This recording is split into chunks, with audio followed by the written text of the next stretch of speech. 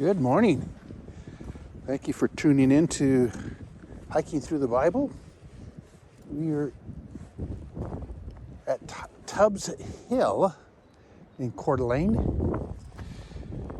We are in the Bible experience, and we are in Leviticus 20.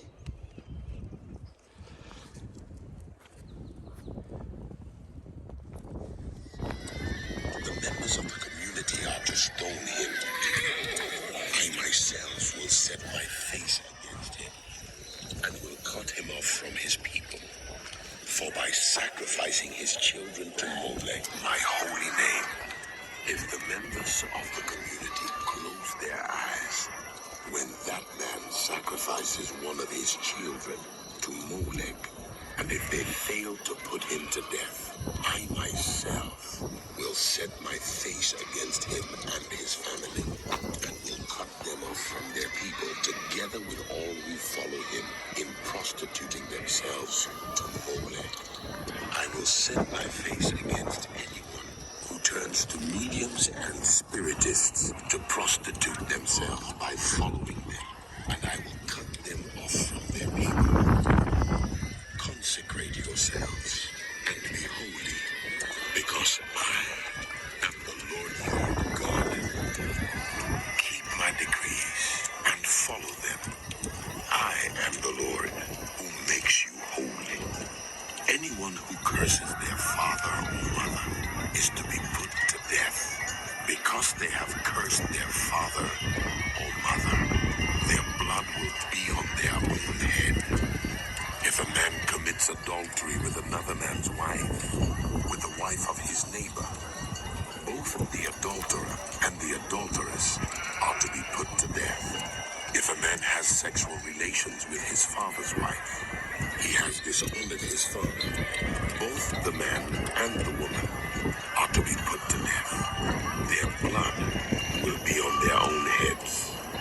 If a man has sexual relations with his daughter-in-law, both of them are to be put to death.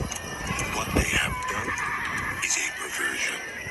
Their blood will be on their own heads. If a man has sexual relations with a man, as one does with a woman, both of them have done what is detestable. They are to be put to death. Their blood will be on their own heads. If a man marries both a woman and her mother, it is wicked. Both he and they must be burned in the fire, so that no wickedness will be among you. If a man has sexual relations with an animal, he is to be put to death, and you must kill the animal. If a woman approaches an animal to have sexual relations with it, kill both the woman and the animal. They are to be put to death. Their blood will be on their own heads. If a man marries his sister, the daughter of either his father or his mother, and they have sexual relations, it is a disgrace. They are to be publicly removed from their people. He has dishonored his sister and will be held responsible. If a man has sexual relations with a woman during her monthly period, he has exposed the source of her flow, and she has also uncovered it. Both of them are to be cut off from their people.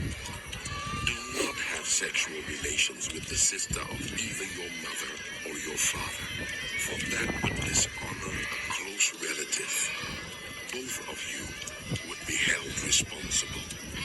If a man has sexual relations with his aunt, he has dishonored his uncle. They will be held responsible. They will die childless. If a man marries his brother's wife, it is an act of impurity. He has dishonored his brother. They will be childless. Keep all my decrees and laws and follow them, so that the land where I am bringing you to live may not vomit you out. You must not live according to the customs of the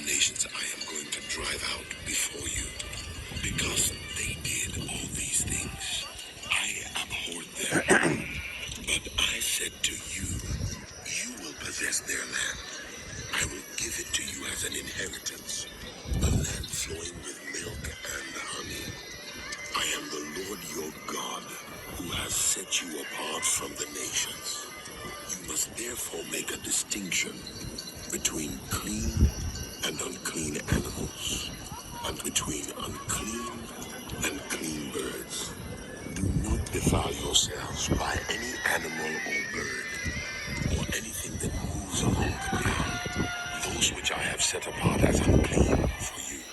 You are to be holy to me, because I, the Lord, am holy, and I have set you apart from the nations to be my own. A man or woman who is a medium or spiritist among you must be put to death. You are to stone them. Their blood will be on their own heads. The Lord said to Moses, "Speak to the priests, the sons of Aaron, and say to them, the priest must not make himself ceremonially unclean for any of his people who die, except for a close relative, such as his mother or father, his son or daughter, his brother, or an unmarried sister who is dependent on him, since she has no husband. For her, he may make himself unclean. He must not make himself unclean for people related to him by marriage, and so defile himself. Priests must not shave their heads, or shave off the edges of their beards, or cut their bodies. They must be holy to their God, and must not profane the name of their God, because they present the food offerings to the Lord, the food of their God. They are to be holy. They must not marry women defiled by prostitution or divorced from their husbands, because priests are holy to their God. Regard them as holy, because they offer up the food of your God. Consider them holy, because I, the Lord, am holy. I who make you holy. If a priest's daughter defiles herself by becoming a prostitute, she disgraces her father. Good She morning. must be burned in the fire. The high priest, the one among his brothers, who has had the anointing oil poured on his head, and who has been ordained to wear the priestly garments, must not let his hair become unkempt or tear his clothes. He must not enter a place where there is a dead body. He must not make himself unclean, even for his father or mother, nor leave the sanctuary of his God, or desecrate it, because he has been dedicated by the anointing oil of his God. I am the Lord. The woman he marries must be a virgin. He must not marry a widow, a divorced woman, or a woman defiled by prostitution, but only a virgin from his own people, so that he will not defile his offspring among his people. I am the Lord who makes him holy. The Lord said to Moses, "Say to Aaron, for the generations to come, none of your descendants who has a defect may come near to offer the food of his God. No man who has any defect may come near. No man who is blind or lame, disfigured or deformed. No man with a crippled foot or hand, or who is a hunchback or a dwarf, or who has any eye defect, or who has festering or running sores, or damaged testicles. No descendant of Aaron the priest who has any defect is to come near to present the food offerings to the Lord. He has a defect. He must not come near to offer the food of his God. He may eat the most holy food of his God, as well as the holy food. Yet because of his defect, he must not go near the curtain or approach the altar, and so desecrate my sanctuary. I am the Lord who makes them holy." So Moses told this to Aaron and his sons and to all the Israelites. The Lord said to Moses, Tell Aaron and his sons to treat with respect the sacred offerings the Israelites consecrate to me, so they will not profane my holy name. I am the Lord. Say to them, for the generations to come, if any of your descendants is ceremonially unclean, and yet comes near the sacred offerings that the Israelites consecrate to the Lord, that person must be cut off from my presence. I am the Lord. If a descendant of Aaron has a defiling skin disease or a bodily discharge, he may not eat the sacred offerings until he is cleansed. He will also be unclean if he touches something defiled by a corpse, or by anyone who has an emission of semen, or if he touches any crawling thing that makes him unclean, or any person who makes him unclean. Whatever the uncleanness may be, the one who touches any such thing will be unclean till evening. He must not eat any of the sacred offerings unless he has bathed himself with water. When the sun goes down, he will be clean, and after that he may eat the sacred offerings, for they are his food. He must not eat anything found dead or torn by wild animals, and so become unclean through it. I am the Lord. The priests are to perform my service in such a way that they do not become guilty and die for treating it with contempt. I am the Lord who makes them holy. No one outside the priest's family may eat the sacred offering, nor may the guest of a priest or his hired worker eat it. But if a priest buys a slave with money, or if slaves are born in his household, they may eat his food. If a priest's daughter marries anyone other than a priest, she may not eat any of the sacred contributions. But if a priest's daughter becomes a widow or is divorced, yet has no children, and she returns to live in her father's household, as in her youth, she may eat of her father's food. No unauthorized person, however, may eat any of it. Anyone who eats a sacred offering by mistake must make restitution to the priest for the offering, and add a fifth of the value to it.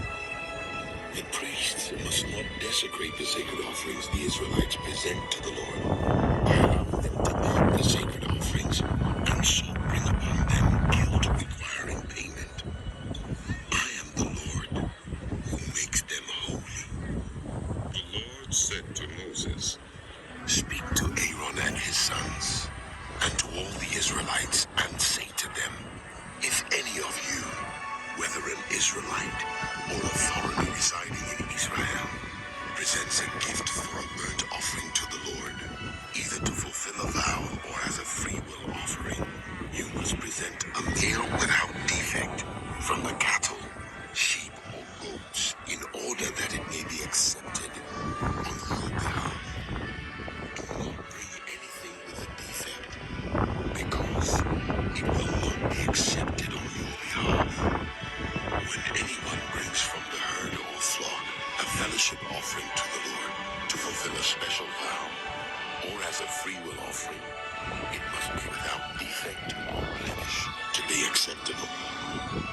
Do not offer to the Lord the blind, the injured, or the maimed, or anything with warts or festering or running sores. Do not place any of these on the altar as a food offering presented to the Lord. You may, however, present as a freewill offering an ox or a sheep that is deformed or stunted, but it will not be accepted in fulfillment of a vow. You must not offer to the Lord an animal whose testicles are bruised, crushed, torn, or cut.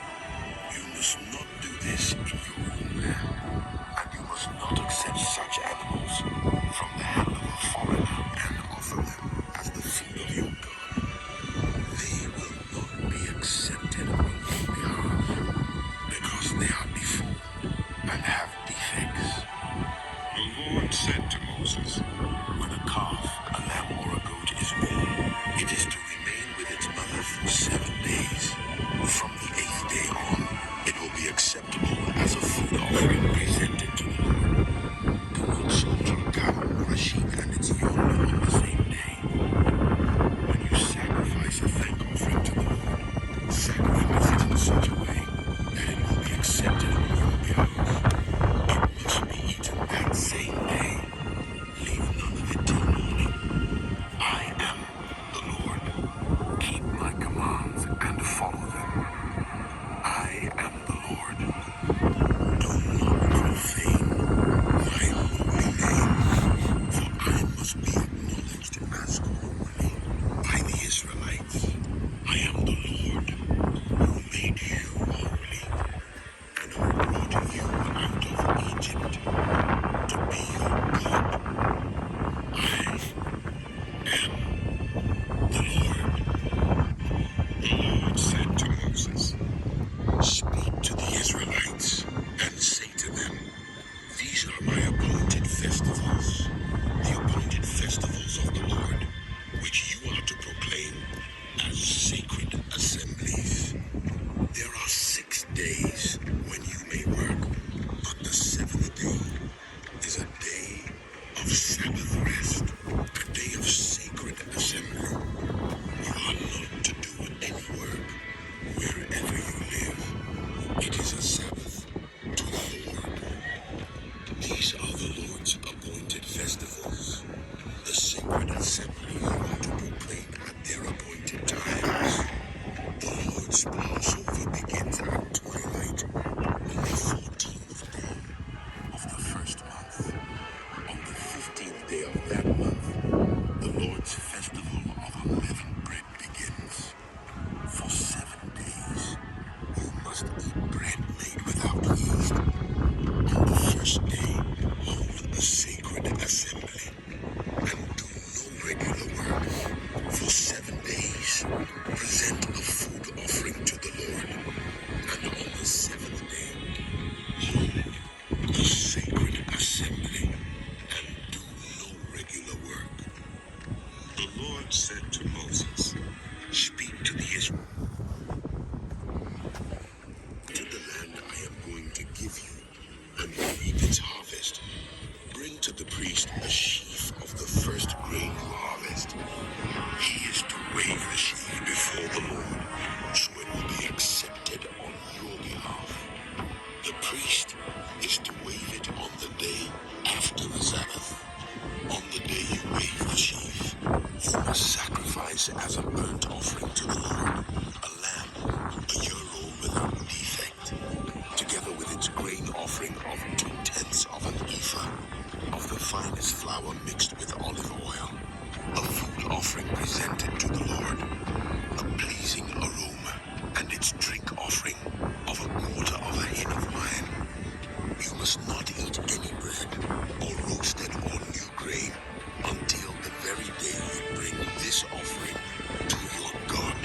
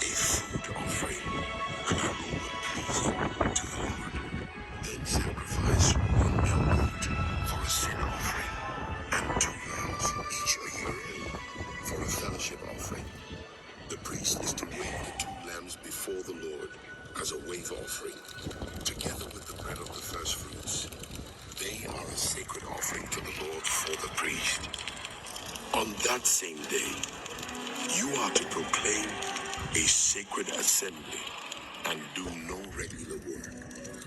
This is to be a lasting ordinance for the generations to come, wherever you live.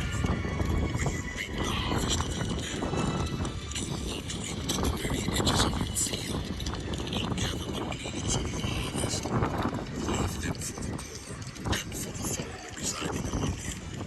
I am the Lord your God. The Lord said to Moses, say to the Israelites, on the first day of the 7th month, you are to have a day of Sabbath rest, a sacred assembly commemorated with trumpet blasts. Do no regular work, but present a food offering to the Lord. The Lord said to Moses, the 10th day of this 7th month is the day of atonement. Hold a sacred assembly and deny yourselves and present a food offering to the Lord. Do not do any work on that day, because it is the day of atonement, when atonement is made for you before the Lord your God. Those who do not deny themselves on that day must be cut off from their people. I will destroy from among their people anyone who does any work on that day. You shall do no work at all. This is to be a lasting ordinance for the generations to come, wherever you live. It is a day of Sabbath rest for you, and you must deny yourselves. From the evening of the 9th day of the month until the following evening, you are to observe your Sabbath. The Lord said to Moses, say to the Israelites, on the 15th day of the 7th month, the Lord's festival of tabernacles begins, and it lasts for 7 days. The first day is a sacred assembly. Do no regular work. For 7 days, present food offerings to the Lord. And on the 8th day, hold a sacred assembly and present a food offering to the Lord.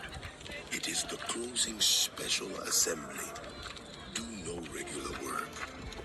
These are the Lord's appointed festivals, which you are to proclaim as sacred assemblies for bringing food offerings to the Lord. The burnt offerings and grain offerings, sacrifices, and drink offerings required for each day. These offerings are in addition to those for the Lord's Sabbaths, and in addition to your gifts and whatever you have vowed, and all the freewill offerings you give to the Lord. So, beginning with the 15th day of the 7th month, after you have gathered the crops of the land, celebrate the festival to the Lord for 7 days. The first day is a day of Sabbath rest, and the 8th day also is a day of Sabbath rest. On the first day, you are to take branches from luxuriant trees, from palms, willows, and other leafy trees, and rejoice before the Lord your God for 7 days. Celebrate this as a festival to the Lord for 7 days each year. This is to be a lasting ordinance for the generations to come. Celebrate it in the 7th month.